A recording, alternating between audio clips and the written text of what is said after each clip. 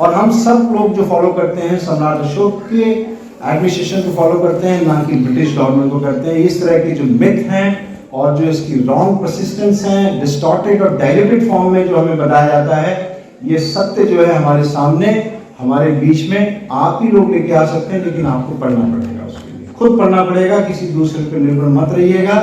भगवान बुद्ध को पढ़ना है तो खुद पढ़िएगा, उपनिषद पढ़ने हैं तो खुद पढ़िएगा, और अगर कुरान पढ़नी है तो खुद पढ़िएगा। किसी मौलवी या किसी दूसरे के चक्कर में मत फंसिएगा। खुद ही उसका इंटरप्रिटेशन करिएगा, चेक करिएगा, क्रॉस चेक करिएगा, काउंटर चेक करिएगा कि जो मैं पढ़ रहा हूँ, जिस तरीके से भगवान बुद्ध ने बोला है कलाम सूत्र में, खुद ही परीक्षा करना हर एक चीज की, तभी उसके बाद उसकी श्रद्धा की तरफ जाना। लेकिन पहले प्रश्न चिन्ह और परीक्षा जरूर कर लेना। मैं पिछले बहुत सालों से सम्राट अशोक के ऊपर कुछ किताबें पढ़ी। जब एक बार मौका मिला, जब बाबा साहब डॉक्टर बी.आर. अम्बेडकर ने बताया कि अगर सम्राट अशोक को पढ़ना है तो विंसेंट स्मिथ को पढ़िएगा। विंसेंट स्मिथ को पढ़ना शुरू किया, बहुत साल पहले की बात है। और विंसेंट स्मिथ को जब पढ़ना शुरू किया तो एक दूसरे ऑथर हैं जॉन स्ट्रॉन्ग, फिर उनको पढ़ना शुरू किया। फिर तीसरे ऑथर हैं एलन, फिर उनको भी पढ़ना शुरू किया। और उसके बाद एक और राइटर थे राधा कुमार मुखर्जी, जिनको 1960 में पद्मश्री मिला था। बहुत सारे ऐसे लेखक रहे हैं जिन्होंने सम्राट अशोक के ऊपर बहुत काम किया है। चूंकि मैं खुद एक बुद्धिस्ट परिवार से हूँ, जहाँ मेरा अपना मंगल परिणय 1995 में बुद्धिस्ट तरीके से हुआ, और मेरे घर में जितने भी मेरे परिवार के मेरे अंकल्स हैं, जो मेरे फर्स्ट अंकल, सेकंड अंकल जितने भी रहे हैं, वो पीएचडी होल्डर्स रहे हैं बुद्धिज्म के अंदर। और अभी जिनका एक मेरे चाचा जी का परिनिर्वाण हुआ, वो बहुत महत्वपूर्ण व्यक्ति रहे और उन्होंने सम्राट अशोक के ऊपर महाकाव्य भी लिखा। तो मैं उस परिवार से हूँ और कोशिश रहती है कि किस तरीके से शिक्षा के क्षेत्र में और धर्म के क्षेत्र में कुछ कार्य कर पाऊँ और कुछ अपना गुण जो मेरे पास है मैं समर्पित करूँ इस देश के लिए। ये मेरे लिए बहुत महत्वपूर्ण है। हमारी कोशिश रही है कि पिछले 10 साल में शिक्षा के क्षेत्र में, खास तौर से जो ग्रामीण क्षेत्र हैं, उनको वहाँ पर शिक्षा बहुत ज़रूरी है। और क्या शिक्षा देनी चाहिए और क्या नहीं देनी चाहिए, ये बहुत ज़्यादा इम्पोर्टेंट है। और ये हमारे जो अभिभावक हैं, हमारे पेरेंट्स हैं, उनको नहीं मालूम होता है कि आज के दौर में हमें कौन सी शिक्षा नहीं देनी चाहिए। ये बहुत महत्वपूर्ण है। तो हमें इस पे भी बहुत काम करना होता है। बहुत से बच्चे हमारे बीच में पिछले 10-12 साल से मैं देख रहा हूँ कि वो चाहे मेडिकल क्षेत्र में जाना चाहते हो, चाहे वो इंजीनियरिंग क्षेत्र में जाना चाहते हो, या फिर वो आईएएस बनना चाहते हो। हम गलती ये कर जाते हैं कि उन बच्चों के पास इतना पोटेंशियल तो होता है, लेकिन उनको ये नहीं मालूम होता है कि कौन सी किताबें पढ़नी है और कौन सी किताबें रद्दी के टोकरे में फेंकनी है। उसमें हमें बहुत काम करना होता है। तो हम मूलभूत सिद्धांत से हमेशा ये बच्चों को बोलते हैं कि चाहे आप कुछ भी बनना चाहें, लेकिन एनसीईआरटी की किताबों को मत छोड़ना, उसी को ही पढ़ना। फर्स्ट रेफरेंस में आपको एनसीईआरटी की ही किताबें पढ़नी है जो आपके कॉन्सेप्ट को क्लियर करता है। चाहे आप जेईई करें या नीट करें या आप आईएएस की तैयारी करें, और कोशिश करें कि आप 6th स्टैंडर्ड से अपनी इन एनसीईआरटी की किताबों को अपने घर में रखें, और वही कोशिश होनी चाहिए कि उसको पढ़ें। हमारा दिमाग बहुत तेज है और उसके अंदर मेमोरी पावर बहुत ज़्यादा होती है, लेकिन हमारा एटीट्यूड और हमारी विल नहीं है कि हम अपने दिमाग के अंदर बहुत सारी बातों को स्टोर करके रखें।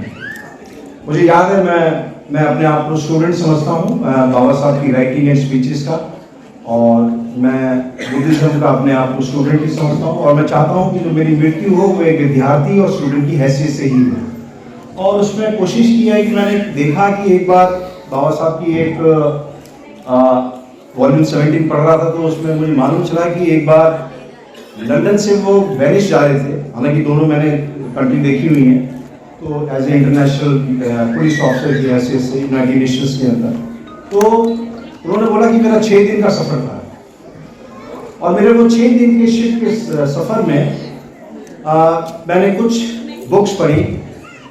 बच्चों को शायद अगर मैं ये पूछ लूँ कि अगर 6 दिन के अंदर अगर उन्होंने कितने पेजेस पढ़े होंगे तो अंदाजन आप बोलेंगे 400 या 500 पेजेस पढ़े होंगे, क्योंकि डॉक्टर अम्बेडकर जो है बहुत बुद्धिमान व्यक्ति हैं और हर फील्ड के अंदर उनकी PhD है, 18 के अंदर उनकी डिग्रीज हैं।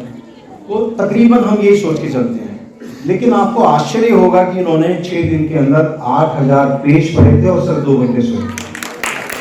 कहने का अर्थ ये है कि व्यक्ति के अंदर स्टोरेज करने की पावर होती है, किस चीज को वो कितना रखता है अपने दिमाग में, उसके अंदर थाउजेंड्स ऑफ टेट्राबाइट अपनी स्टोरेज कर सकता है। कंप्यूटर तो सिर्फ एक छोटा सा मात्र 1 TB जो है इसकी स्टोरेज होती होगी मैक्सिमम, लेकिन आपके दिमाग के अंदर इतनी स्टोरेज होनी चाहिए। सम्राट अशोक के ऊपर आज इतना बड़ा काम किया है और हमने भी ये कोशिश की थी पाटलिपुत्र में, किस तरह से जो सम्राट अशोक आज से 2200 साल पहले जो काम करते थे उसको हम किस तरह से वहां पर करें, और उसमें हमें बड़ी कामयाबी मिली। जो तीसरी महासंगति के ऊपर, बौद्ध संगति के ऊपर उन्होंने आज यहाँ पर एक कार्यक्रम भी किया, उसका एक छोटा सा दृश्य भी दिखाया है कि 84,000 सूत्र जो भगवान बुद्ध के जो द्वारा बोले गए हैं, 82,000 सूत्र खुद भगवान बुद्ध द्वारा बोले गए हैं और 2,000 सूत्र उनके मुख्य जो भिक्षु संघ रहे हैं उनके द्वारा बोले गए हैं। 84,000 सूत्रों को हमेशा कंठस्थ किया जाता था, लिखा नहीं जाता था। लिपिबद्ध जो है वो चौथी संगति के बाद हुआ। जब तक 3 संगति हुई भगवान बुद्ध के महापरिनिर्वाण के बाद, तो वो 84,000 सूत्रों को आप एक दूसरे को कंठस्थ होकर एक दूसरे को आदान प्रदान करते थे, लिखने के उस टाइम पे नहीं होता था। अर्थ क्या है कि हम 84,000 सूत्रों को समझ सकते हैं, हमारे पास उतना दिमाग है, लेकिन हम उतना काम नहीं करना चाहते हैं। 24 घंटे उनके लिए भी थे, 24 घंटे हमारे लिए भी हैं, ये भी ध्यान रखिएगा। उनके लिए 48 घंटे नहीं थे एक दिन के अंदर, तो हमें इस चीज़ का भी विशेष ध्यान रखना है। तो किस तरीके से हम अपनी चीज़ों को प्रस्तुत करते हैं बहुत जरूरी है।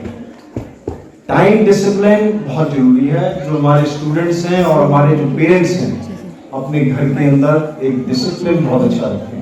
ऐसा नहीं होना चाहिए कि आप बच्चे को तो बोल रहे हैं कि जाइए बेटा पढ़िए, और आप ड्राइंग रूम में शराब की बोतल ढक्कन खोल के आप पी रहे हैं और अपने बच्चों से बोल रहे हैं कि जाइए बेटा सोडा लेके आइए। This is absolutely absurd, idiotic ये बिहेवियर है। आपका घर का डिसिप्लिन बहुत अच्छा होना चाहिए।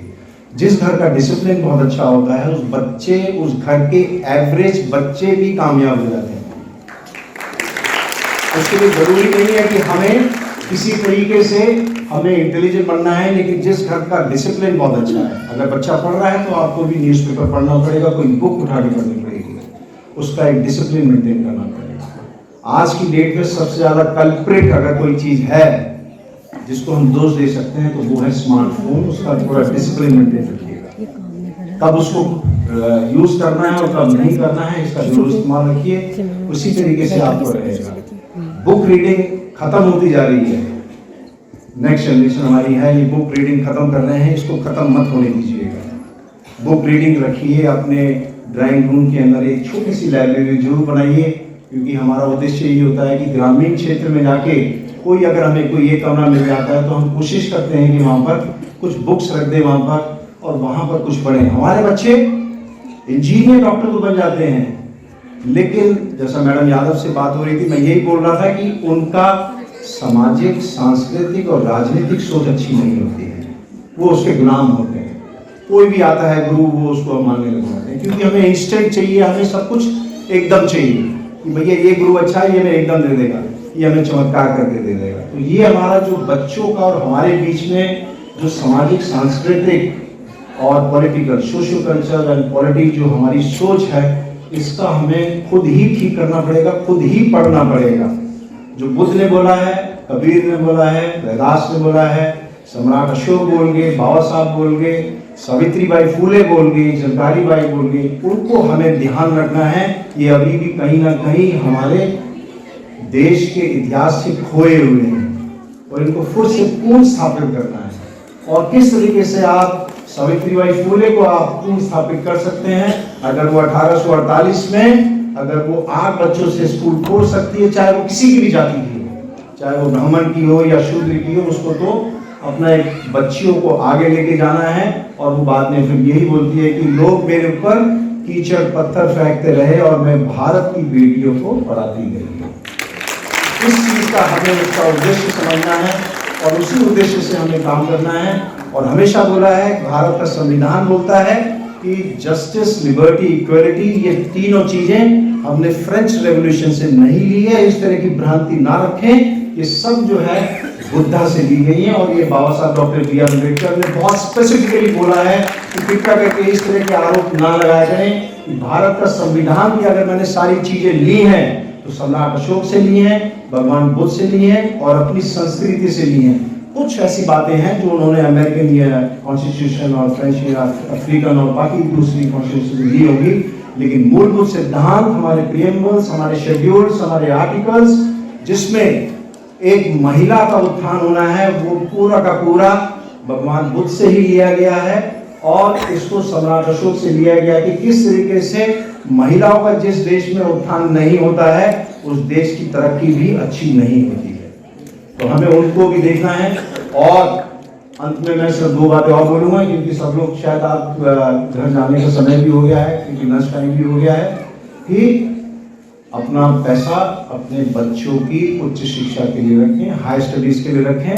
क्योंकि हमें वही उदाहरण देना है, जब मेरा भी मंगल प्रेरणा हुआ था 1995 में, तो मैंने सिर्फ 4 चीजें ही बनवाई थी। मैं माफी चाहूंगा, मैंने इस तरह के कोई काम नहीं किए थे कि सगाई, टीका, लगन, बैंड बाजा, घोड़े पे बैठ के जाऊं और वो जोकर की तरह आगे लोग डांस करें, ये मुझे अच्छा नहीं लगता था। मैंने कुछ भी नहीं होने दिया और ना शादी का कार्ड भी नहीं छपवाने दिया कि शादी का कार्ड भी नहीं छपेगा, हम लैंडलाइन से फोन कर देंगे और 50-100 लोग आपके आ जाए, 50-100 लोग हमारे आ जाए। 4 चीजों से 5वीं चीज ज्यादा मत बनाइएगा, क्योंकि सिर्फ 4 चीजें बनाइएगा, उसमें ज्यादा कुछ नहीं होने वाला है। और हमने अपने चाचा जी को बोल दिया था कि आप ही मेरा मंगल परिणय करा दीजिएगा, बाहर से किसी को आने की कोई जरूरत नहीं है। कृपया करके अपने पैसे को संभाल के रखिएगा अपने बच्चों की उच्च शिक्षा के लिए। अगर आज मेरी बेटी कनाडा में पढ़ रही है, वैंकूवर में पढ़ रही है, यहाँ से उसने आर्किटेक्चर किया है, school of planning and architecture से, तो उसकी उच्च शिक्षा के लिए मेरे पास पैसा है, लेकिन मेरे पास 1 रुपया नहीं है कि मैं उसकी शादी में खर्च करूंगा। तो खुद कर ले, वो खुद कर ले शादी और खुद हमें बुला ले, हम उसमें आ जाएंगे, हम ऐसे गेस्ट आ जाएंगे, लेकिन इसके लिए पैसा नहीं है।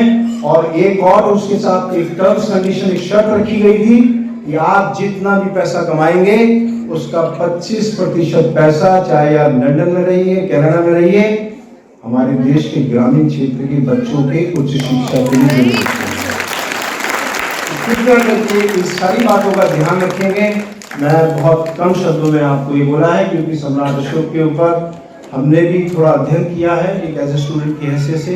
हम चाहते हैं कि सम्राट अशोक ने जितना काम किया है, ये झूठ बोला जाता है कि हमने ब्रिटिश गवर्नमेंट से लिया है, बिल्कुल झूठ है। ये सब कुछ सम्राट अशोक से लिया है, चाहे उसका एडमिनिस्ट्रेशन हो, चाहे उसका गवर्नेंस हो, चाहे उसकी स्वच्छ भारत सोच हो, नदियों को साफ कैसे करना है, सड़कें कैसे बनानी है, म्युनिसिपैलिटी के कमिश्नर्स की क्या ड्यूटीज होंगी, उसकी चार्टर ऑफ ड्यूटीज क्या होंगी, और वहां पर जनपद कैसे बनाए जाएंगे, सब का सब जो है सम्राट अशोक का है। अगर आपने अभी तक हमारा चैनल सब्सक्राइब नहीं किया है तो सब्सक्राइब करें और घंटी का बटन बिल्कुल भी दबाना ना भूलें, ताकि सभी लेटेस्ट खबरें पहुंच सकें आप पे सबसे पहले।